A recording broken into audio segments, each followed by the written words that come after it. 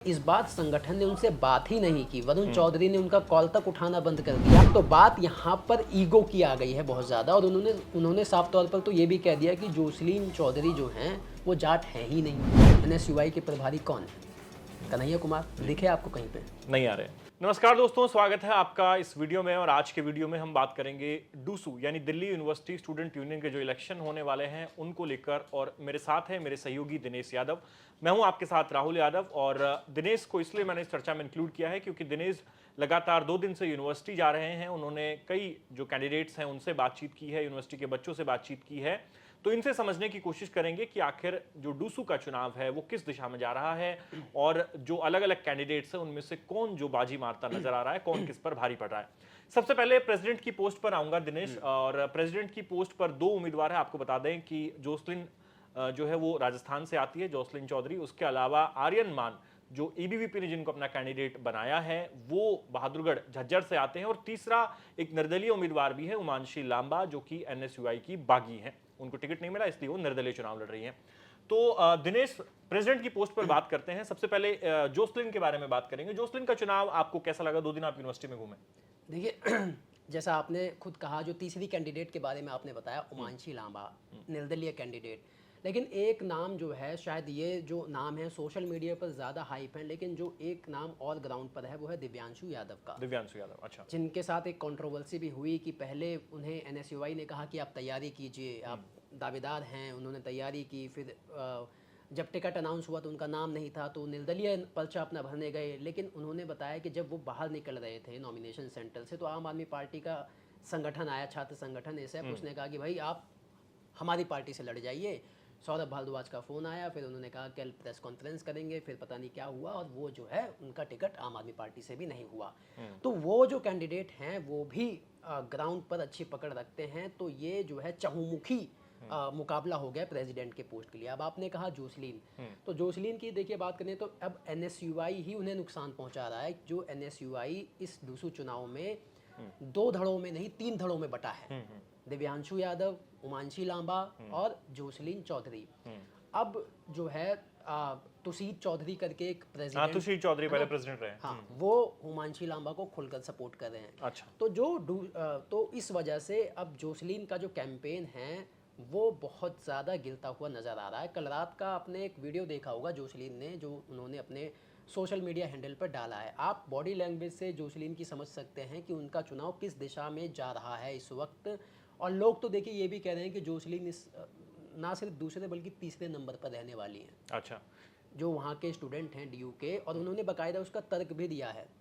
उन्होंने तर्क ये दिया है कि एक तो कहीं से कहीं तक भी जोसलीन रेस में थी ही नहीं, इनका नाम प्रेसिडेंट की पोस्ट के लिए था ही नहीं एनएसयूआई में। अगर किन्हीं 2-3 लोगों को दावेदार माना जा रहा था तो उसमें सबसे ऊपर उमांशी लांबा का नाम था। अच्छा। अब उमांशी लांबा से बात नहीं की गई। उमांशी लांबा ने साफ तौर पर कहा कि पिछले साल भी वो तैयारी कर रही थी, संगठन ने पिछली बार भी उन्हें अगर बैठने को कहा वो बैठ गई थी, लेकिन इस बार संगठन ने उनसे बात ही नहीं की। वरुण चौधरी ने उनका कॉल तक उठाना बंद कर दिया। और यहाँ तक कि वो जब मतलब बड़े नेताओं के पास गई तो बड़े नेताओं ने भी उनकी बात नहीं सुनी, और इसलिए उन्होंने साख की इसको लड़ाई बनाया। उन्होंने कहा कि संगठन से मैं 6 साल से जुड़ी हूँ, संगठन मेरे परिवार जैसा है, अगर संगठन इस बार भी मुझे कहता, मुझसे बातचीत करता तो मैं बैठ जाती।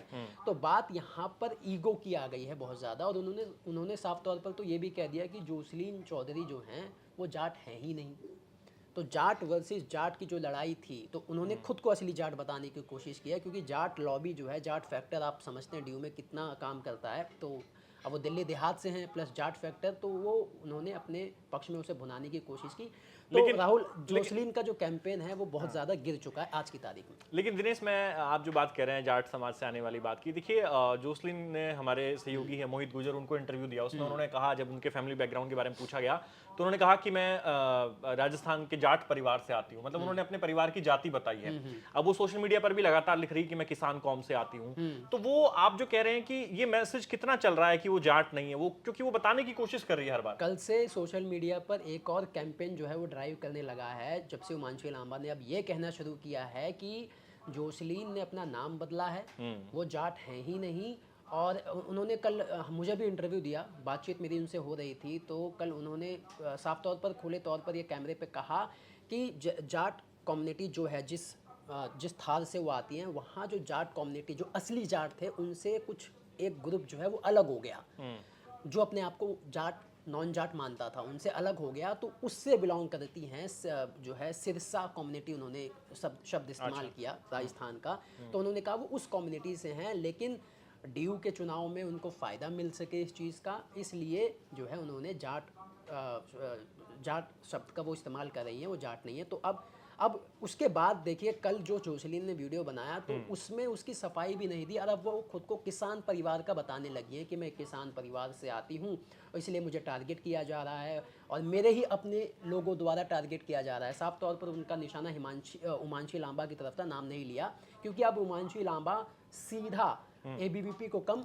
एनएसयूआई को ज़्यादा टारगेट करें, तो इसी से आप समझ सकते हैं कि जोसलीन का कैंपेन कहाँ जा रहा है। अच्छा, जोसलिन के ऊपर एक सवाल लूंगा, फिर अगले कैंडिडेट पे जाएंगे हम।